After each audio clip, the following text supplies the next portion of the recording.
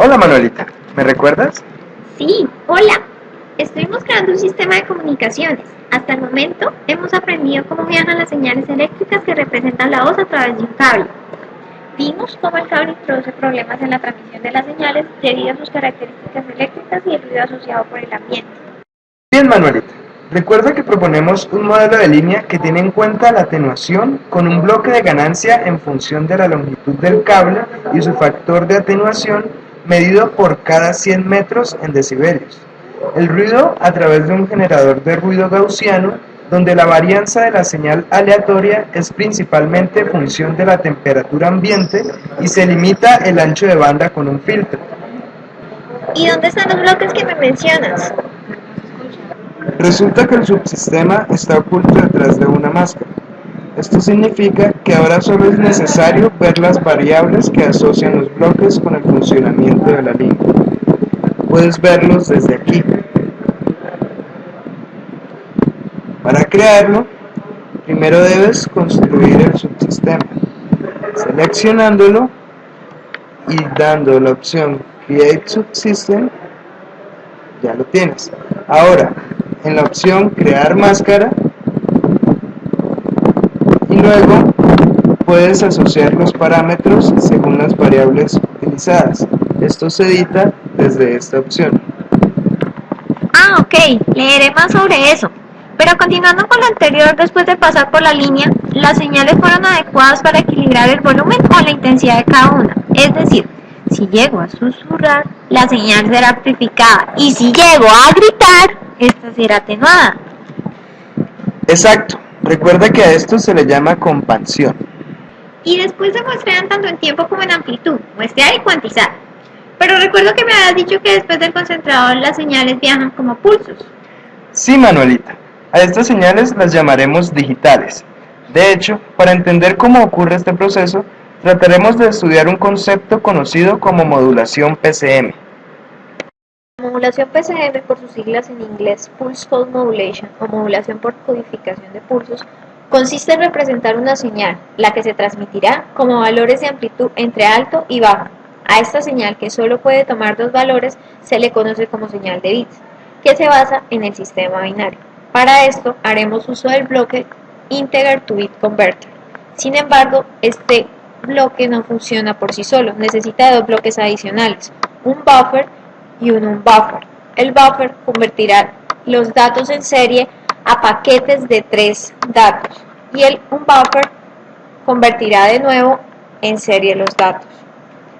Para el bloque unbuffer y buffer utilizaremos 3 paquetes y en el integer to bit converter utilizaremos 8 bits. Bien, ahora observaremos cómo se ve la señal después de la modulación PCM. Ahora, ya que tenemos la modulación PCM y el bloque, quedamos listos para observar cómo se va a ver la señal que ahora sí va a ser enviada a la central. Aquí vemos que cada 8 paquetes de bits de la señal de PCM codifica cada uno de los niveles de la señal que es cuantizada. Pero ¿cómo es posible identificar cuáles paquetes de bits corresponden a cada muestra? Esto también es función del concentrador. Cuando la señal regresa de la central telefónica, el mensaje debe ser decodificado y pasar por el proceso Ahora inverso. que lo pienso, ¿no me has dicho cómo es que todas las señales de cada línea viajan por el mismo cable? Tienes razón, Manuelita. Aún falta multiplexar las líneas. ¿Multiplexar? Es decir, unir todas las líneas en una sola. Bueno, en este caso haremos uso de la multiplexación TDM. Sí, Manuelita, TDM, Time Division Multiplexing, por sus siglas en inglés, o multiplexación por división de tiempo. Al mezclar cada señal, se toman las muestras que corresponden a la misma línea de tiempo y se suman generando un pequeño retardo entre ellas, de tal manera que se distribuyen de forma consecutiva. Entonces cada muestra se transmite una después de la otra. ¿Y cómo podemos simular esto? Primero, las señales se muestrean con el bloque Zero Order Hold. Un generador de pulsos actúa como interruptor para distribuir las muestras de forma intercalada. Aquí se observa que el reloj recibe retardos, que posicionan a una muestra después de otra, y luego se suman todas. ¿Y a qué frecuencia se deben muestrar las señales? Manuelita, ¿recuerdas el teorema de Nyquist? Sí. Con ayuda de la PSE podemos ver cuál es la frecuencia máxima de la señal de entrada, siendo el doble de esto de la frecuencia mínima con la que podemos muestrear. Entonces la frecuencia máxima es de 3,4 kHz. Bueno, en realidad la frecuencia máxima a la que se transmite en la telefonía fija es de 4 kHz, un estándar que establecen las entidades que regulan las leyes de telecomunicación. Por ende, usaremos una frecuencia de muestreo de 8 kHz, escalada por la cantidad de líneas que se vayan a utilizar, es decir, usuarios. Entonces frecuencias más altas no pueden transmitir. O sea, no podría escuchar bien un concierto a través del teléfono debido a que la información de altas frecuencias se perdería. Pero después de todos los procesos y transformaciones que se le hacen a la señal, ¿cómo es posible que de nuevo se convierta en voz y mi mensaje sea escuchado por la otra persona? Manuelita, como te había dicho antes, ese trabajo corresponde también al concentrador.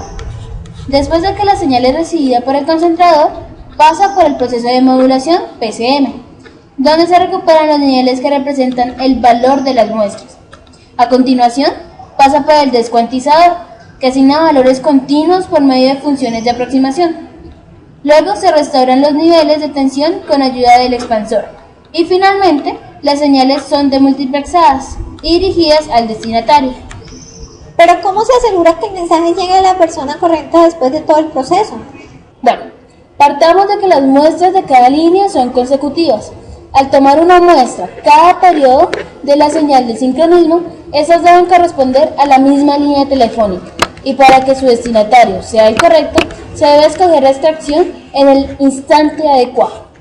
Desafortunadamente, debido al retardo que se genera por los procesos, es necesario tenerlos en cuenta desde el PCM.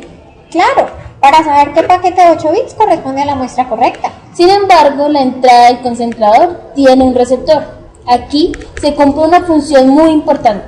Ese bloque se encarga de coger la señal de entrada y enviarla a un nivel alto o bajo, dependiendo de si se encuentra por debajo o por encima del umbral requerido. Esto sería como escribir los bits de nuevo. Pero ¿para qué hacerlo si la entrada ya es una señal digital? Manuelita, recuerda que la señal ha pasado por una línea de transmisión. Esta atenúa, agrega ruido y debido a su limitación en ancho de banda, los bits se distorsionan y ya no es tan sencillo definirlos. Por esto, a la salida del concentrador se coloca un transmisor, ya que ayuda a acoplar las señales con la línea y les da algo de potencia para mejorar la transmisión. Una forma de observar qué tan distorsionados se encuentran los bits es por medio del diagrama de Ohm, una gráfica que superpone paquetes de bits en la misma ventana de tiempo y permite identificar algunas características de la transmisión, como lo es el primer retardo que tendremos en cuenta para que el decisor de umbral no tome bits erróneos o genere el menor error posible. La intersección se encuentra en 1.4 microsegundos, por lo tanto se debe retardar 2.6 microsegundos, pues debe quedar justo en 4 esa intersección para que el centro del ojo quede en 2 microsegundos. Esto es necesario para centrar la mayor apertura de los bits. De esta forma es más sencillo decidir si es alto o bajo. Entonces, si comparamos las señales que sale del PCM al transmitir y antes de modular al recibir, estas deberían ser iguales. Pero no son la misma señal, o por lo menos no en la misma línea de tiempo. Exacto, Manuelita. Si observas bien, la señal se está retrasando 4 bits, lo que significa que al interpretar la señal en el demodulador, el mensaje de salida será erróneo. Entonces debemos adelantar esos 4 bits. Bueno, en realidad no es posible adelantar el tiempo. Sería como poder viajar al futuro. Lo que podemos hacer es retardar un poco más la señal de tal forma que los bits sean alineados nuevamente, como paquetes de 8. Entonces deberíamos retardar 4 bits, es decir, 4 muestras. Pero además debemos tener en cuenta que cada mensaje quedó ahora trasladado. Lo que iba en la línea 1 ahora está en el intervalo de la línea 2. Lo de la 2 en la 3 en la 4 y la 4 en la 1. Para que queden alineados usaremos el bloque delay. Esto se debe trasladar entonces 3 muestras más, lo que corresponde a 24 bits, para un total de 28.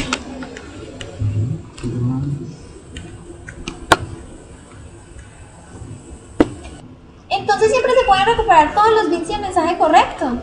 Con el tratamiento adecuado es posible disminuir la probabilidad de perder bits. Una forma de verificar esto es con la BER, Bits Error Rate. Esto toma bits de salida para compararlos con los bits de entrada y saber con seguridad cuántos se han perdido en la transmisión. Es decir, esto será la razón entre los perdidos y enviados. ¿Y cómo puedo conocer el valor de la BER, tasa de error binaria, en este tipo de sistema? Pues bien, Manuelita, para analizar esto, MATLAB brinda una herramienta muy útil, llamada BER Tool. Consiste en una interfaz que permite graficar lo que se conoce como curvas de BER. Estas curvas muestran la probabilidad de pérdida de bits en función de la razón entre la energía de un bit, E sub b, y n sub 0, una variable relacionada con el ruido. Esta toolbox, seleccionada con el método de Monte Carlo, funciona a base de pruebas sobre el sistema que queremos analizar. Hace uso de 4 variables, E sub b, n0, 2 variables como criterio de parada de la simulación, el número máximo de error de bits y el número máximo de bits, y la variable que se grafica en el eje dependiente. Esta debe ser una salida del sistema que se está analizando. Entonces, para que la toolbox funcione, se deben tener presentes los siguientes criterios. Primero, debes incluir en el sistema la dependencia de la variable E sub b n0 en el bloque del transmisor, la ganancia bajo la siguiente fórmula, que se deduce de la expresión de potencia de ruido, PR igual a N0 por el ancho de banda, y de la energía de un bit, E sub b igual a la amplitud del bit por el periodo. Como segunda parte, debes hacer uso de este bloque, Error Rate Calculation. Este será el que medirá la BER. A su vez, se deben incluir las variables maxNumErr y maxNumBits. Además, se debe agregar el retardo que habíamos tenido para que los bits estén alineados, que había sido de 4 muestras, el equivalente a 32 bits. Y enviaremos esta variable a un puerto de salida, que se llamará BER Error. Y entonces estamos listos para observar la curva de BER. ¿Y qué se interpreta de esa gráfica? Lo que observas es que para valores bajos de EBN0 se pierden bastantes bits. Esto debido a que la ganancia del transmisor, como la hemos modelado, resulta ser muy baja en estos intervalos, lo que significa que la señal se ve muy afectada por el ruido del canal. Sin embargo, si omitimos el retardo agregado para mejorar la precisión del decisor de umbral en el receptor, podremos ver cómo aumenta la probabilidad de perder bits. La gráfica roja presenta mayor probabilidad de pérdidas y esta corresponde al caso sin retardo antes del decisor de umbral. Ah, ya veo. Entonces es una herramienta muy útil, ya que podremos mejorar la calidad basándonos en sus resultados para mejorar el diseño. Pero en este caso necesitaríamos que el transmisor tenga una ganancia muy alta para poder recuperar los bits.